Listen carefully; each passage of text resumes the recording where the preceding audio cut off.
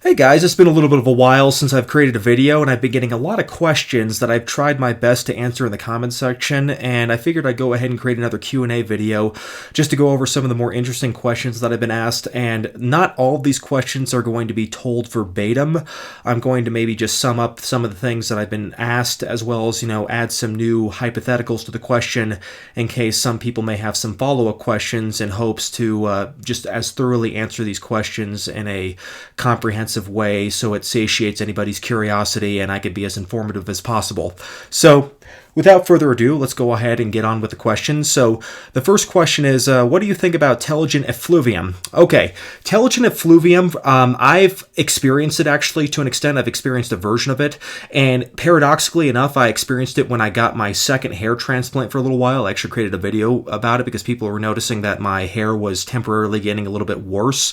And what it was is just a shock to my hair following surgery, because what Telogen effluvium is, it's basically, the word telogen, that refers to like the resting state of the hair follicle, and it's the opposite of the anagen phase, which is the growth phase. And when you have telogen effluvium, and there are multiple things that can cause it, it's when your hair's telogen phase is prolonged, or it prematurely goes into the telogen phase for whatever reason. And there are a myriad of things that can cause it, and usually it can be due to trauma. So in my case, it was due to the trauma from having had a hair transplant, and it is temporary. So the shock hair loss that I got did reverse. And another thing that can cause it, it can be like actually a severe vitamin D deficiency can cause it. I'm not sure exactly the mechanism behind that.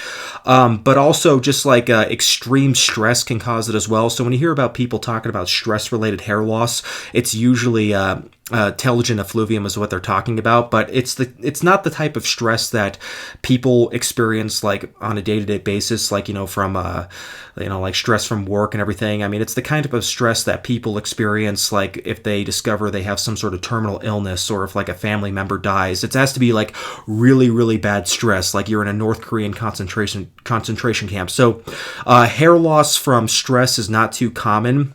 But if you do have extreme stress, which is causing hair loss, there is a chance you have telogen effluvium. And as far as treatment goes, since it's not an androgen-related cause of hair loss, conventional treatments such as finasteride and dutasteride, as well as topical anti-androgens, will not be very effective. However, minoxidil will cause hair growth regardless of the cause of hair loss. And interestingly enough, tamoxidine has been used to treat telogen effluvium as well, because tamoxidine works by prolonging the anagen phase of hair loss, so it just keeps your hair growing for a longer period of time before it enters that telogen phase. And since it works differently from minoxidil, tamoxidine can actually be stacked with minoxidil. So it's a pretty useful treatment, not as a standalone treatment, but as an adjunct treatment for other hair growth stimulants in the case of telogen effluvium. So you can use like tamoxidine and minoxidil as a combination stack, and that will help like keep the hair growing despite the fact that the telogen effluvium is causing a prolonged telogen phase of the hair follicle. So it's not something I've researched that deeply, but from what I know, that is what causes it: extreme stress and trauma, and it can be treated with hair growth stimulants, not so much so anti-androgens as in the case of male pattern baldness. So with that said, next question is, what is your opinion on dermarolling as a treatment for hair loss? Okay, so somebody actually brought up dermarolling as a standalone treatment alternative to using finasteride and dutasteride, and I asked them to provide evidence for that, and then they showed me this study that had just 4 participants in it, and it showed that, in this case of these 4 participants, they used dermarolling as a treatment for hair loss, and it actually worked in their cases, even though finasteride failed them. And I thought that had just 4 participants in it, and that's not nearly enough evidence. And then the guy proceeded to appeal to his own authority, saying he was like a medical student, and he's observed the mechanism and everything. I don't really care about the mechanism of it, because there's a lot of things you can stimulate in a petri dish or a test tube that don't necessarily play out when you perform those same tests on actual human beings. So in vitro studies, I don't find very valuable. And if you're going to have outcome data, you're going to need to have a sample size of more than just 4 people for me to be convinced for that. So that's not to say that dermarolling is not effective as a standalone treatment. It may very well be, but I, as a sufferer of male pattern baldness, am not going to put my hair at risk and have faith in a study that only has 4 participants when there's FDA-approved drugs out there that literally have hundreds of millions of dollars of research behind them that prove that they work. So I mean, I feel that there's some people who cannot use finasteride. In some cases, finasteride may not be powerful enough, but even in that case, I'm not convinced that just switching to dermarolling as a standalone treatment would be effective. I mean, I'd upgrade to something like dutasteride or use a topical anti-androgen or even rely on experimentals. So, I mean, if you guys want to try dermarolling as a standalone treatment, go ahead, but I'm not going to put faith in something that has so little evidence. But that being said, I'm not trashing dermarolling. I do think it could be effective as a part of a hair loss treatment program, in particular because what it does is that it creates small punctures on the skin and in the scalp. So I think if you're applying a topical treatment like minoxidil, or, like even an anti-androgen like alpha-triladiol, then having small punctures in the skin would, in theory, improve absorption of said topicals. Now, I can't definitively say whether or not using dermarolling has improved the effectiveness of minoxidil or any other topical I've applied, but I think it might help, and a lot of people say it does help them. So I think it makes sense that it would improve the absorption of these topicals since it is creating punctures in the skin. I mean, not like huge punctures, there's no blood or anything, but any punctures in the skin I think would allow the topical just to dig deeper in the scalp and better absorb into the hair follicles. I mean, that's just conjecture on my part, but I think it might help. And I'm not currently using a dermaroller right now. My old one broke, but I'm probably going to buy another dermaroller soon. And I think it also is good for skin health too, and it may help with the absorption of skin topicals like tretinoin, which has been clinically proven to actually improve collagen production in the skin as well. So I think it has other cosmetic benefits outside of just hair loss. All right, so moving on to the next question. This gentleman asked me, I am in my teens and experiencing hair loss, and I'm concerned about starting finasteride at such a young age. Do you have any suggestions? Okay, so DHT, as I've discussed before, is mostly a trash hormone. It really doesn't play much role in skeletal muscle activity, so it's not very beneficial for strength.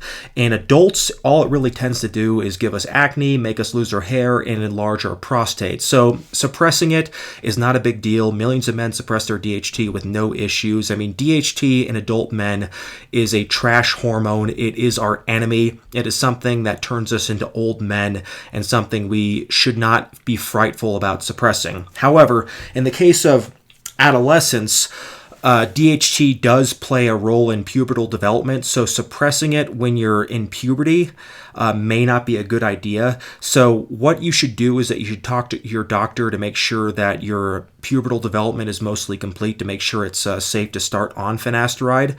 And if your doctor says that it's not safe, that you shouldn't start finasteride because of your age, what you should do is that you should start with minoxidil first. And normally I recommend not starting with minoxidil first, but I feel that if you're losing hair at such a young age, you might as well throw the whole kitchen sink at it. I mean, chances are you're going to have to use minoxidil and basically everything you can throw at it in order just to stem off your own genetic male pattern baldness, because if you're losing hair at like 17, 16 years old, you obviously have very aggressive male pattern baldness, so you don't want to leave anything off the table. So what you should probably do under a doctor's supervision is start minoxidil, and minoxidil is not good as a standalone treatment because it doesn't do anything to treat the DHT or the androgens on the scalp. So in the long term, you eventually will need some sort of anti-androgen. I mean, not necessarily minoxidil, but not necessarily finasteride, but something. And what the minoxidil will do is that it will buy you some time. It may buy you a few years, and that may be all the time you need, because there's been some optimistic news about the development of topical anti-androgens for hair loss, notably CB0301. And that has already begun phase 3 clinical trials for hair loss, and it's finished stage 3 clinical trials for acne, which means that it's going to be available soon. And even before it's available for hair loss, you'll be able to likely get a prescription for it off-label for the treatment of hair loss, much like how men get off-label prescriptions for dutasteride, like I have actually done before in the past, even though it's not FDA approved for male pattern baldness. Dutasteride is FDA approved for enlarged prostate. But if you're able to buy yourself a few years, there's a very good chance that by the time you need some sort of anti-androgen for the scalp, CB0301 will be available to you, and you can use that as a topical anti-androgen, and you won't have to worry, or you can just start on finasteride then in that case, because you'll be old enough to use it. So I would say just get on minoxidil now to buy yourself some time, and when you're ready, you can go ahead and switch to some other anti-androgen, be it like CB0301 or just finasteride. So anyways, moving on to the next question. And this actually kind of relates to the question I just answered, but this gentleman asked, I am getting side effects from finasteride, including watery semen and low libido, and I am too afraid to use experimentals like RU58841, so should I just use minoxidil as a standalone treatment? And this is related to what I just answered, and, I do think, yes, probably you should, because, even if you are at an age that is appropriate to use finasteride, not everybody can use finasteride. A very small number of people do get side effects, and so you can use minoxidil as a standalone treatment to buy you time until something else better comes along, or alternatively, something else you can do is that you can try to lower your dose of finasteride. So if the standard 1 milligram dose or 1.25 milligram dose, if you're quartering a Proscar, causes you side effects, what you can do is that you can just try lowering your dose, like to maybe a quarter of a milligram per day. And that's actually the approved dose in many countries like Korea. And it works almost as well, because what a lot of people don't know about finasteride is that it has very strong diminishing returns. So using 1 milligram isn't going to be that much dramatically stronger than using a quarter of a milligram. So a lot of people will just use 0.25 milligrams per day, and they'll still get the benefits of finasteride without the side effects.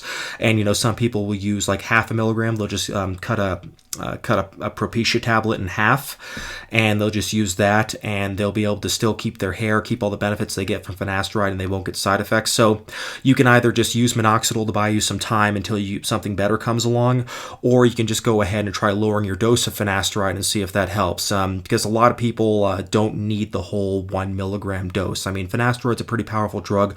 We don't necessarily need to use 1 milligram a day in order to get the benefits of it. So anyways, on to the next question. This one doesn't relate to hair loss, but I still thought it was important enough for me to answer, because I have created some fitness videos on my channel. And this gentleman asks, are some people a non-responder to resistance training? I ask because I don't seem to put any muscle on any muscle when I train. Okay. No, the short answer is no. Everybody who does resistance training is capable of putting on some muscle. There's going to be a genetic limit just to how much muscle you can put on before you have to use something like steroids in order to put on more muscle. But absolutely everybody is capable of building muscle. And the reason why you may not be putting on muscle is because you're just not strong enough yet. So when people first start training, a lot of the strength gains they get do not necessarily come from hypertrophy. Two things will actually happen, is that they're going to have increased motor unit recruitment, and they're also going to have increased kinesthetic awareness. So when I say increased motor unit recruitment, what I'm talking about is that the nervous system, the brain, and the skeletal muscle will actually just become more efficient at recruiting muscle fibers. So the neurons, what they're going to do is that their firing rate is going to increase, and their motor unit recruitment is going to increase. So that means that when you first start resistance training, what happens is that your brain, your neurons, innervate more muscle fibers, and they also learn to recruit them at a faster and more powerful rate. So that's why when people first begin training, they may get stronger even if they're not getting any notable hypertrophy. And another thing that causes improved strength gains for newcomers is just improved kinesthetic awareness. So that's just their body's ability to communicate with itself. So when people are doing something like a squat at the beginning, they may not be doing a poor range of motion, or they, maybe their knees are caving in, they have like that valgus position, or, maybe their feet are turning too far outwards or something like that. So as you train more and more often through improved repetition, eventually you're going to develop better kinesthetic awareness. And as a result of that, you're going to be able to do the movement more effectively, and you're going to be able to use the primary movers more effectively and recruit the muscle and just recruit them with greater force, and also be able to perform the movements with a greater range of motion, because building muscle is a factor of applying work to the body and work to the muscles. And work is defined as force over distance. So, of course, intensity will build up muscle, but also distance, meaning like range of motion, and also just total volume is also going to stimulate hypertrophy as well. So eventually, as you build up nervous system strength and as you develop kinesthetic awareness, what's going to happen is that you're going to be able to apply enough enough work to the muscle fibers, or enough work to the muscles, so that you can create micro tears, which will improve muscle protein synthesis and stimulate the hypertrophy that you want. But at the beginning, most of the gains are not going to be visible. They're going to be strictly from the nervous system. So I'd advise just, be patient, make sure that you're being consistent with your training. You're not like getting exercise ADD where you're trying, maybe powerlifting one week and then you're trying CrossFit the next week and then Zumba the next week. Make sure you stick with a consistent program where you're applying progressive overload, meaning that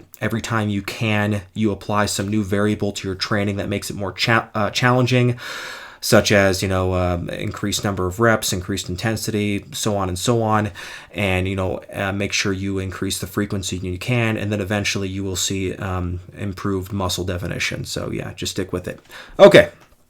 Another somewhat fitness-related question. What is your verdict on the use of decadurabolin, aka nandrolone, with finasteride? Is it hair safe?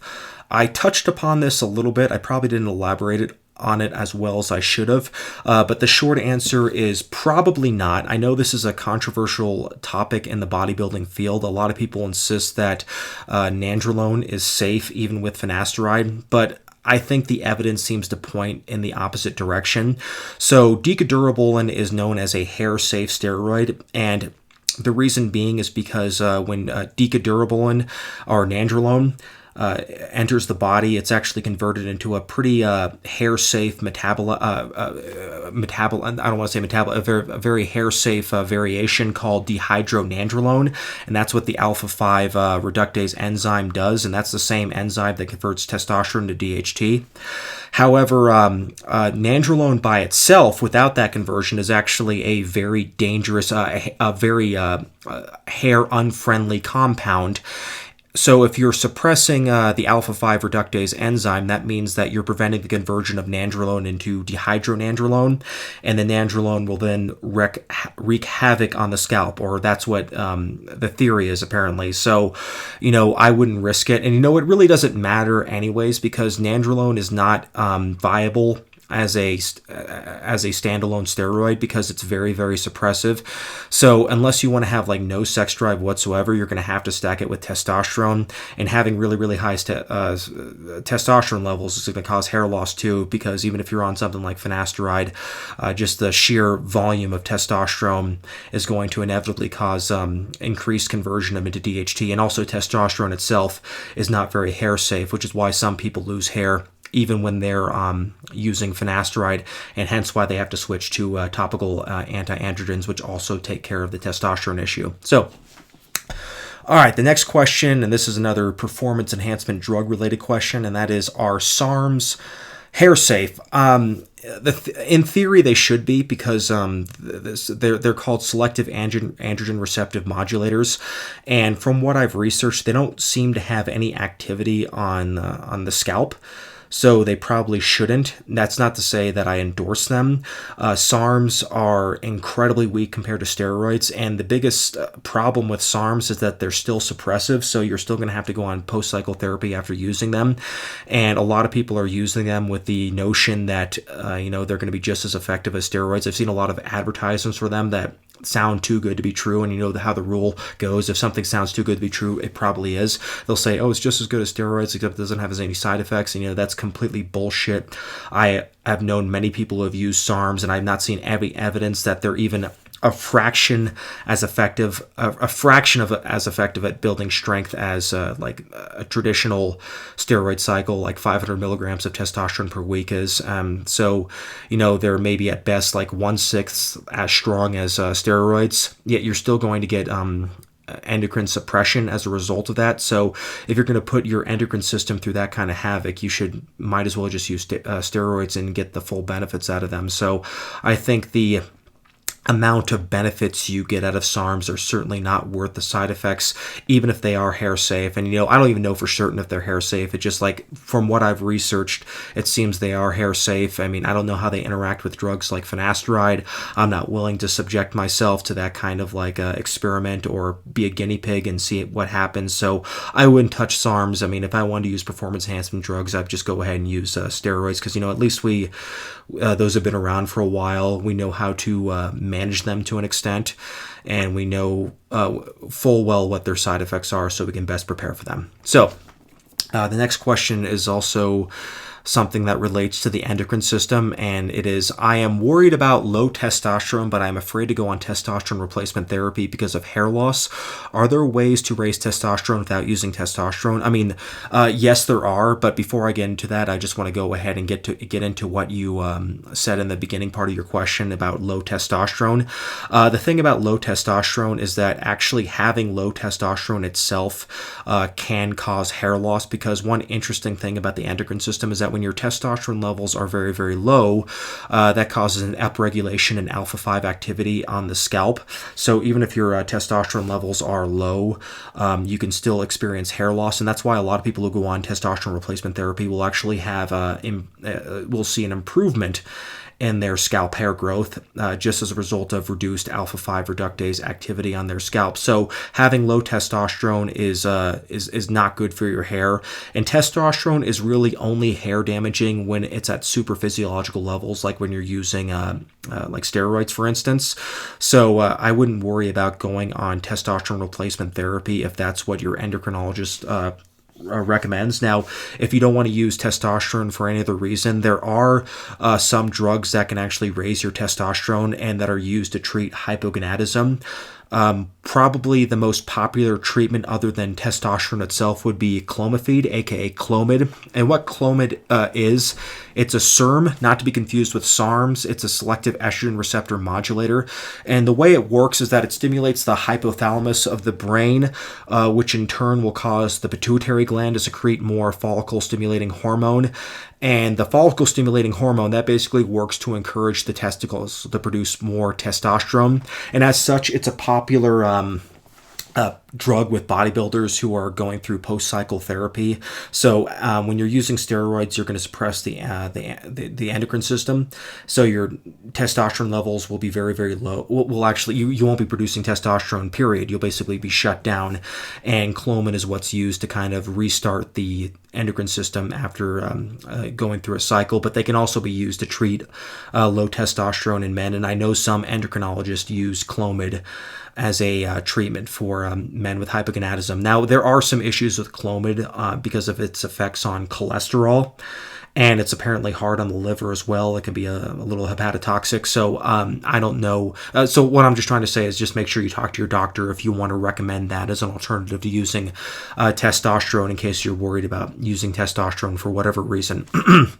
So, moving on from that, another hair loss question. It is, I have heard finasteride is used for male to female transgendered women as part of hormone therapy. How can that be safe for a male to use who doesn't want to transition into a female? Okay, this relates to what I answered in the last question, and the reason why some trans women will use finasteride is because when they're suppressing their testosterone, it can cause that upregulation of alpha-5 activity on the scalp. And of course, trans women do not want to go bald. I mean, it's bad enough to go bald when you're a dude, but there's even more stigma behind it if you're a woman. So for that reason, trans women who are sensitive to pattern baldness will want to use finasteride, and as such, it's sometimes prescribed to them. And so, they'll also use like a testosterone blocker, usually like spironolactone, but spironolactone will only target the testosterone. So the little testosterone that's still left in their body, and, they still need a little bit of testosterone just, for libido and other basic functions. Even that small amount of testosterone can still convert into DHT if there's a high amount of alpha-5 reductase activity on the scalp. Hence why some trans women will use finasteride. And that's not, and a lot of like anti-finasteride proponents will like bring that up to like kind of create fear-mongering and scare people away from using finasteride, but the explanation behind it is pretty sound. I mean, it's just because they have a lot of alpha-5 reductase activity on the scalp, and they don't want to go bald. It's not feminizing in any way whatsoever, so don't listen to that fear-mongering. So anyways, I'm getting a little bit repetitious to the way I'm explaining this. I think I've answered this question thoroughly, so let's go ahead and move on. Okay, so is there a difference between generic finasteride and brand name Propecia or Proscar? No, a lot of times these drugs will come out of the very same factories even. I mean, a lot of people will get their drugs from like online pharmacies, either through the gray market or through some legitimate online pharmacies. Like there's Roman and there's also Keeps, and some of these online pharmacies will rely on Cipla, which is an Indian pharmacy, but these drugs are really exactly the same, so I wouldn't worry about it. They're definitely legit, except the generic variants are a lot cheaper, so you'll just be saving money. So I wouldn't worry about that whatsoever. So simply put, no, there is no real difference between the two. So you can use those in good faith. Okay, next question. This one's about minoxidil. What do you think about the reports that minoxidil is bad for the skin and can cause collagen depletion and premature aging? I don't really trust them. I mean, again, these are in vitro studies. I haven't seen any outcome data that confirms this. And, like I've said in a lot of videos, there's a lot of things you can simulate in a test tube or a petri dish that don't necessarily translate into actual human beings. So, like, for instance, I brought up saccharin a lot. Saccharin has been proven to cause cancer in lab rats, but there's no evidence that saccharin can cause cancer in humans. So that's why you need to have in vivo studies to really confirm things. So I wouldn't worry about it. There's some people who talk about oh my God, I'm getting older. My skin looks like shit. I think part of the problem is that they're letting the minoxidil drip down on their face, and minoxidil does have alcohol in its solution, and that may dry out the skin a little bit. So I think that could be it. So I would probably recommend not applying minoxidil right before you go to bed, because if you put a lot of minoxidil in your scalp and it gets on the pillow and you just move your face around, you're going to get that alcohol solution on your face, and that can dry out your skin and make it look kind of bad. So that could be the reason why it's causing some people to think it's causing premature aging, just because the alcohol solution is drying out their skin. But as for minoxidil itself, I don't think there's any convincing evidence that it actually causes collagen depletion in the skin. And if you're really worried about it, you can use tretinoin to kind of counterbalance that. And tretinoin is a very good compound. It's a synthetic retinoid that can actually increase collagen production in the skin, and that's one of the reasons why I use it. Okay. All right, this next question is interesting because it relates to politics, and it asks, I notice in your videos you wear shirts that have some white nationalist symbolism on them. Are you alt-right or a fascist? And if not, how would you define your political views? So just so it doesn't seem like I'm obfuscating, let me say concretely, absolutely not. I am not alt-right. I am not fascist. I abhor both of those political ideologies to an extreme. So I know what you're implying when you ask that question, and I understand why you may come to that conclusion. So let me try to best explain why I wear those shirts and how I feel about the symbolism behind them. So the shirts that he's talking about relate to some of the shirts in my video that have depictions of Western cultural iconography on them.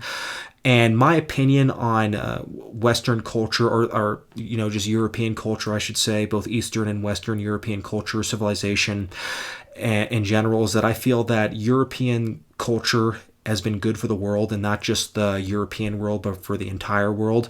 I think that Europe has been on the forefront of progress when it comes to culture, when it comes to politics, science, and just progress as far as civilization goes. So I admire European culture. I admire European civilization, and I won't let the fact that these symbols that celebrate European culture have been misappropriated and abused by people with a far right-wing political agenda take away from their inherent value or prevent me from celebrating what it is they represent.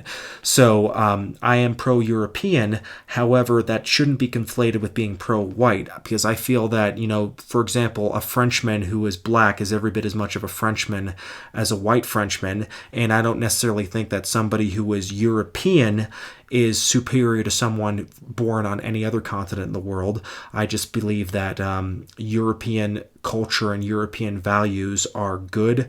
I cherish them, and I am proud to be part of a civilization that is multicultural, of course, but also has a lot of European influence behind it. So, despite some of the atrocities that have been done in the name of promoting like Western or European values, and those shouldn't be dismissed because a lot of them are serious, I do nevertheless feel that overall Western culture, Western civilization is a good thing, and I do champion it. Now, as far as my political views go, a lot of people may come to the conclusion that I'm actually far right because I associate myself with a pro-European ideology, but they actually would be wrong. Politically, I actually align more with the left. And that's not to say I defer to political ideology when it comes to like looking at the collective problems that we're all facing.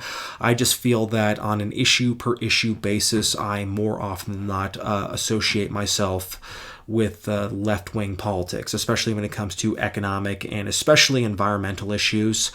I feel that just human civilization as a whole is better when we try to solve our problems as a collective society rather than rely on extreme individualism, even though I feel that individualism is good in its own right for solving certain problems. But, I don't want to get too deep into political discussions because I would like to maintain at least a modicum of civility, and I feel that there's nothing I can say regarding politics that hasn't already been discussed more eloquently and more thoroughly on other channels, so I don't think I want to get too deeply into that. But politically, let me just say I do fall more on the left, and I am certainly not a racist, fascist, or alt-right or anything like that, or anything even remotely like that.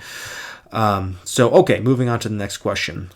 How are you a vegan yet strong and muscular? I got really skinny when I went on a vegan diet, and I think that the reason why a lot of people fail on a vegan diet is because they aren't looking at their macronutrient intake. I actually did a video about what I eat in a day as a vegan, and if you look at the macronutrient breakdown that I did on a chronometer at the end of the video, you'll see that I wasn't lacking in a single macronutrient whatsoever, and I even adjusted for physical activity level. And even on the issue of protein, which is considered like a fabled nutrient for people who don't understand veganism, I had no trouble hitting my macronutrient goals. So I would say avoid any kind of like ridiculous fad variation of the vegan diet, like raw foodism, raw veganism, that makes a restrictive diet even more restrictive for completely arbitrarily reasons, because there's nothing wrong with cooked foods.